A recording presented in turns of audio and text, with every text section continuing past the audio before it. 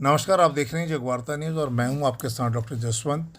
आयुक्त दीपक रावत के द्वारा शहर की नालियों की सफाई व्यवस्था को देखते हुए नगर आयुक्त को सप्ताह में एक दिन नालियों की सफाई करने के निर्देश दिए। ट्रांसपोर्ट नगर वाला भी एक बारी वो भी ले लेंगे।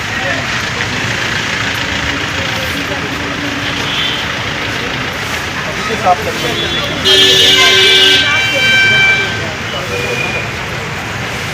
मॉनसून्स के लेवल पे एक तो बड़ी वर्कशॉप एक माननीय मुख्यमंत्री जी की अध्यक्षता में संपन्न हुई सैटरडे को, उसमें भी डिटेल इंस्ट्रक्शंस थे।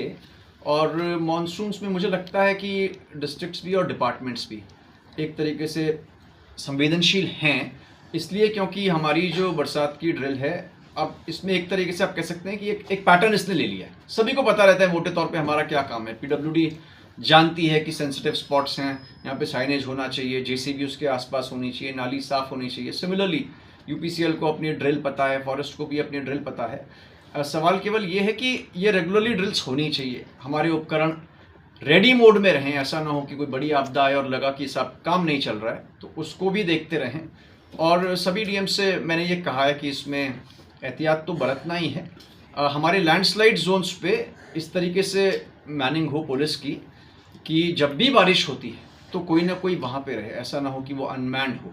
सिमिलरली एक लेटर्स मैंने सभी एसएसपीज को लिखी है कि जो नदी नाले उफान पे आ जाते हैं, जिसमें हर साल कोई ना कोई कैजुअलिटी होती है, आप देखते होंगे कुछ नाले ऐसे जिसमें हर साल कोई ना कोई गाड़ी हमारी बह जाती है, तो वहाँ पे जब भी तेज़ बारिश हो तो फिजिकली इनको मैन किया जाए, वहाँ पे कोई व्यक्ति रहे। अगर वहाँ पे रखने की कोई जगह नहीं है तो टेम्पररी चौकी, जो आप कह सकते हैं कि कंटेनर से बनी हो या फिर किसी और टेम्पररी मीडियम से बनी हो, तो वहाँ पे कोई ना कोई रहे और तेज़ उफान के वक्त इसमें फिजिकली लोगों को जाने से रोका जा सके।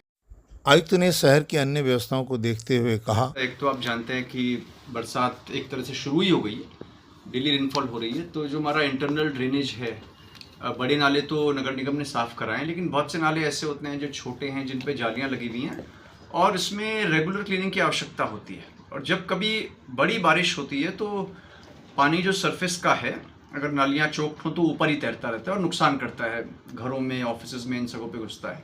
तो एक तो नगर निगम इसको रेगुलरली साफ़ करे, कोई दिन तय कर दे। जैसे नैनीताल में तो मैंने वेडनेसडे का दिन तय करवा दिया कि हर बुधवार को जालियाँ खोल के सफाई होगी, तो वैसे ही नगर निगम हल्द्वानी भी इसमें कोई स्टेप ले सकता है।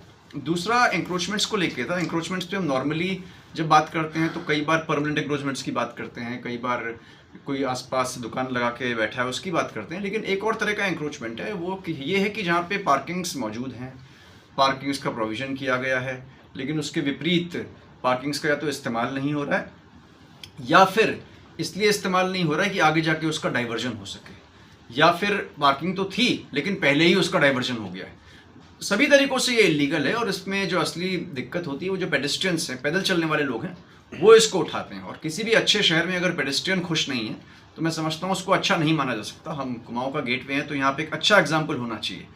और रोड साइड इंक्रोचमेंट पे सभी डिस्ट्रिक्ट्स में काम भी हो रहा है, तो उसको देखा गया था। तो ऐसे सभी भवन जिन पे पार्किंग है और वो उसको यूज़ नहीं कर रहे हैं फॉर वॉट एवर रीजन्स, या ऐसे सभी भवन, विशेषकर कॉमर्शियल बड़े भवन जिनकी पार्किंग्स तो हैं लेकिन वो बेच देते हैं किसी को, या फिर फ़िलहाल बंद करके रखा है ताकि आगे बेच दें, सभी तरीके से इलीगल है। तो आज तो इसको केवल देखा गया था, प्राधिकरण से कहा गया कि ऐसे सभी जो भी बिल्डिंग्स हैं उन पे कार्रवाई भी करें, पुलिस भी पुलिस एक्ट में कार्रवाई करे इस पर, ताकि रोड्स हमारी साफ दिखें, जैम से भी इसमें निजात मिलेगी, शहर भी सुंदर दिखे।